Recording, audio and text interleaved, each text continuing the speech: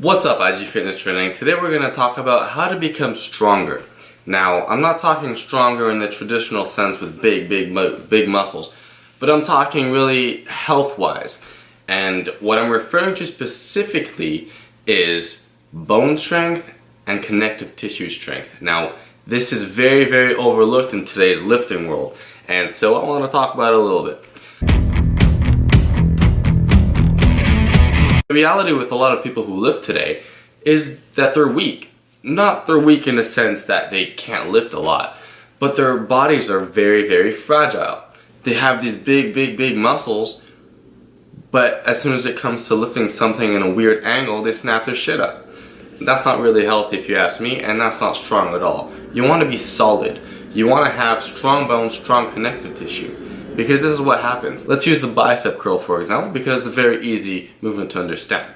So if you're doing a very heavy bicep curl and your muscle is huge, it's strong, but your joint is not as strong, meaning your ligaments aren't worked enough and your bones aren't dense enough, they're not strong enough, what happens is, yes, you'll be able to lift the very heavy load with your muscle, but will your joint be able to hold that load? If so, you'll be able to lift it. If the joint can't hold the load, then you're going to first not be able to lift it, or second, if you do manage to lift it, you're gonna break your arm. So bone strength and connective tissue strength is very important and very overlooked in today's lifting world. People focus way too much on exercises that don't give them enough bone strength and connective tissue strength, mostly just muscle strength. So we're gonna talk about today how to arrange your workouts in a way that will maximize both muscle and bone strength. Because remember, your skeleton is the foundation of your body. Without it, your body can't really do much. Alright, first up, let's get this out of the way. Guys, eat your greens, get your calcium. Food's very important. Your vitamins, your minerals. Eat something that's very more alkaline and less acidic in your body, because your bones will fight off that acidity with their own minerals. Eat your greens, guys. I can't stress that enough. So you need a good nutrition. Second of all, flexibility. You need to warm up before you work out, and you need to stretch after you work out. Warming up, you'll put synovial fluid in between your joints, making them move more fluently. And stretching at the end will stretch out the bones, joints, making them move in ways that they're not used to, which means that if you go in an awkward position, you won't necessarily tear your shit up. You're going to be able to lift in that certain movement, and also it helps with muscle flexibility. So that's very good. You need to be stretching, you need to be warming up, okay? Another thing you can do is also hit things. You probably noticed a lot of these Asian Shaolin warriors that hit maybe walls or bricks with their fists to make them very strong. Now yes, that could increase bone strength, bone density, because yes, you are creating micro tears in your bone to eventually grow and adapt and get stronger, just like your muscles, guys. It's not only muscles that do that, it's your whole body.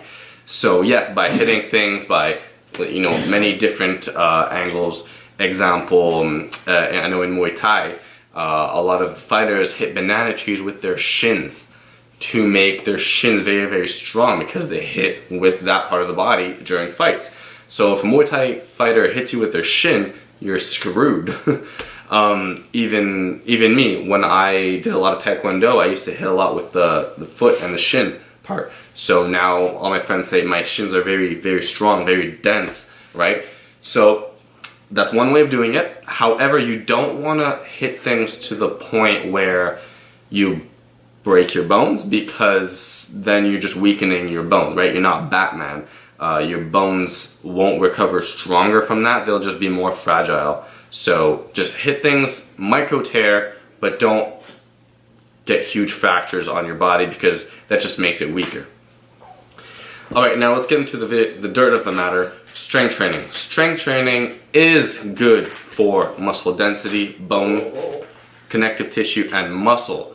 But you have to do it in a smart way. What I see a lot of times in the gym is people doing the same movements over and over again that aren't necessarily the best movements for their own body. Example, bench press, squat, and deadlift, the big three. Those are great movements, but not necessarily for everyone. Some people might have longer arms, longer legs, putting them in awkward positions to do those movements. And if they overdo those movements, especially with bad form, they're going to have a lot of problems with their body. And I see this a lot with older people, or even people that are around my age, like 20 or 30, because they overdo it. And this is mostly in areas such as your shoulder joints, your lower back, your elbows, your knees, a lot of times even the neck, right? So you have to be very, very careful with what you do in the gym.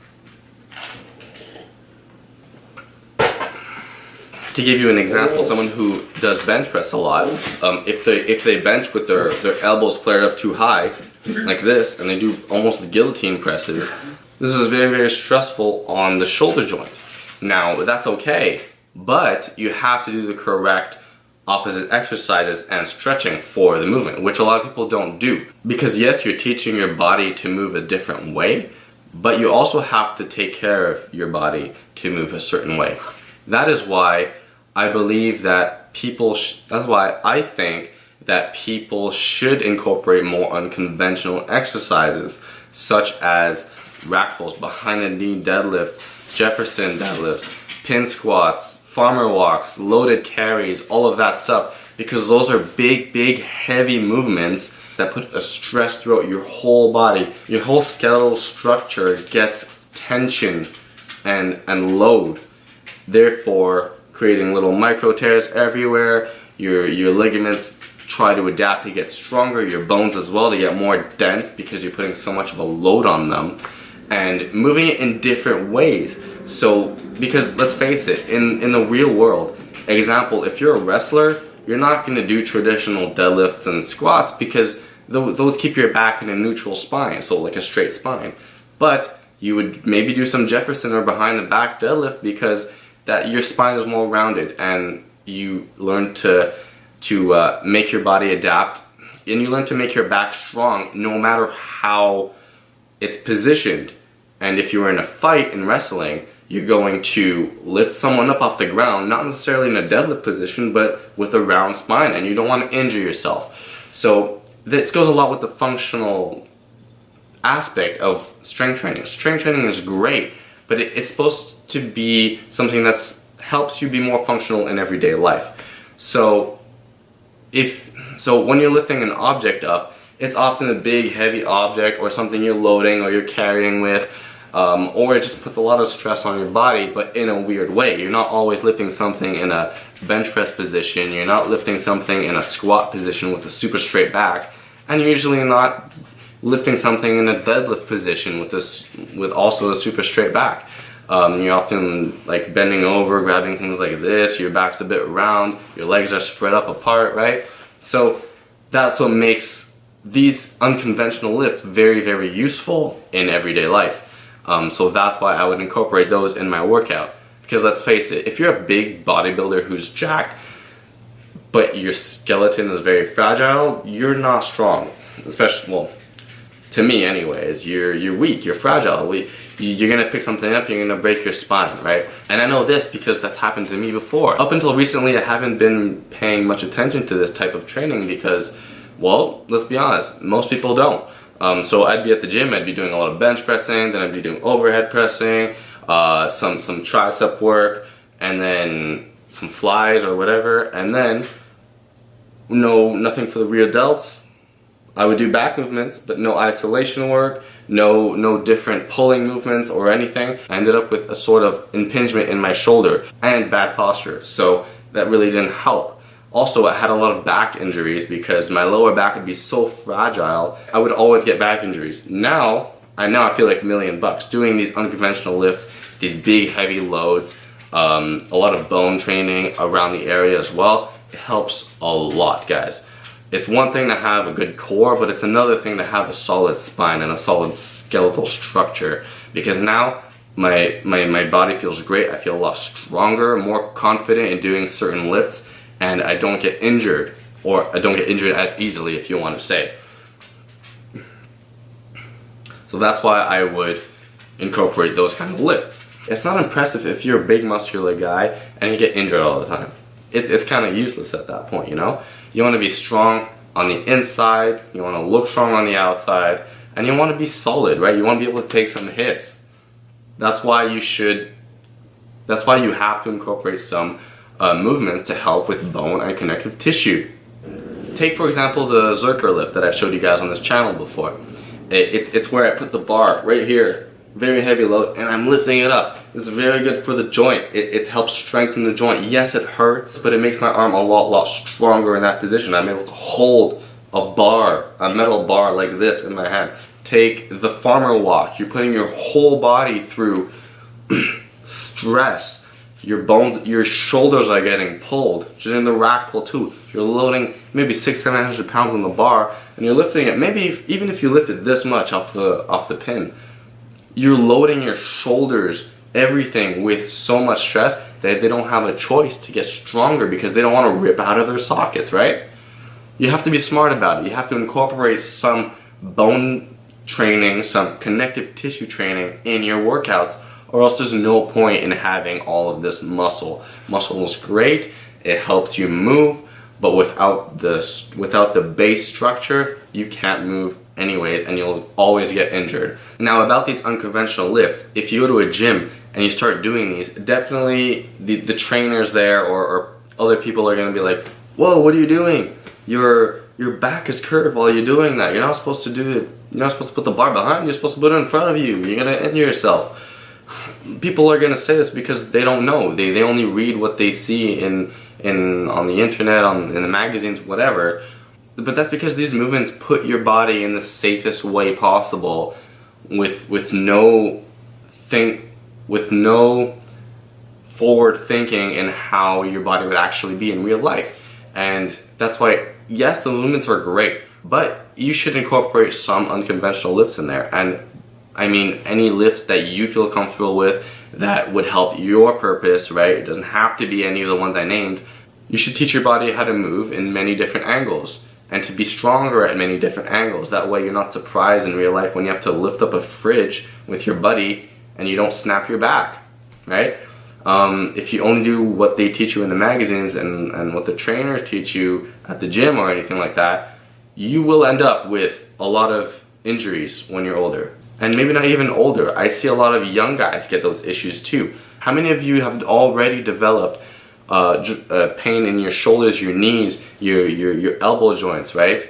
This is very, very important. And it's not too late to start.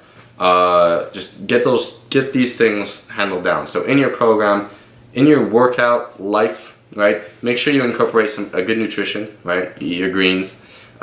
Make sure you warm up, you stretch. You can do some optional hitting exercises, but in the context of, you know, an average person increasing their bone strength, it's not necessary. And strength training in the right way, many different angles, many different lifts, right? Not just 3 of them. There's more to lifting than squat, bench, and deadlifts. And make sure you use heavy loads. You hold things for a long time, mix it up, right? Many different angles and things that are functional to you in real life so that you are protected, you're becoming more injury free, you're stronger. Also, it helps with muscle, right? If your joints and your bones are stronger, you will be able to build more muscle because you won't be injured all the time, and it gives you a better base to start on. So, guys, that's what I wanted to talk about today. Make sure you try to incorporate these in your training. If you're not sure how, contact me. I'm a trainer. I do this myself, and I've seen a lot of improvement in this. You're also going to see me doing a lot more of this. Hopefully it'll give you an idea. But ask me some questions if you're not sure how to incorporate it. I also have this in my ebook that I sell on my site, so you can go on the link below and go check it out for yourself. It's a really good read. Don't forget to subscribe. Share this video to whoever you might think could benefit from this information, because that's what we're trying to do here, just help people, trying to prevent injuries, having them lift in the healthiest way possible, because there's more to lifting than just muscles. It's health first, as I always say.